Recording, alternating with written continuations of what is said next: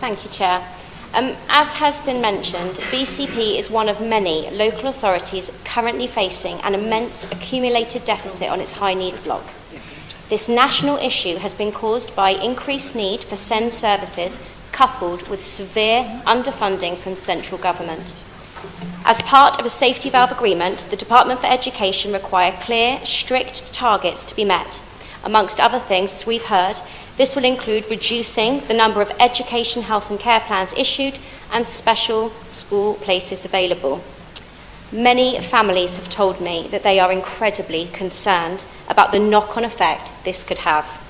There is huge worry that basing these targets not on need but on number will deny some of our most vulnerable young people equality of opportunity and have a potentially devastating impact upon their futures. By essentially forcing BCP to accept an agreement like Safety Valve, I've heard many families accuse the government of failing our children. Those families and others around the country speak of their SEND experience as desperate. Too many are having to continually fight to get the support their children are entitled to from an under-resourced and overstretched service. Education professionals fear Safety Valve will make an already challenging service much worse, and that the long-term impact that this government scheme could have on the next generation and beyond has been woefully underestimated by those in Westminster. Safety Valve has the potential to affect so many lives, yet, as again we've heard this evening, crucially, it does not address the existing £63 million accumulated deficit and does not cover increasing spend over the next 15 years. From what I understand, it is designed to reduce future overspend, not pay off the deficit.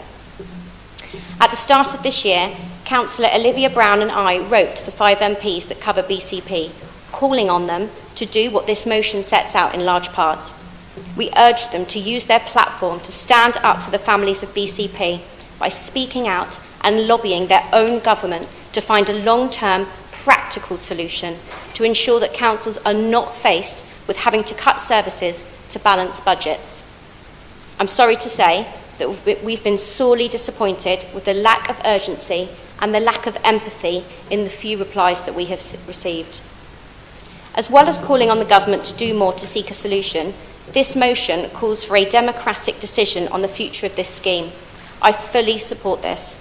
Having full transparency and member participation on this process is crucial, given the potentially huge impact any decision could have on countless young lives. I desperately hope we will be able to show the leadership that our MPs so far have failed to. Thank you, Councillor.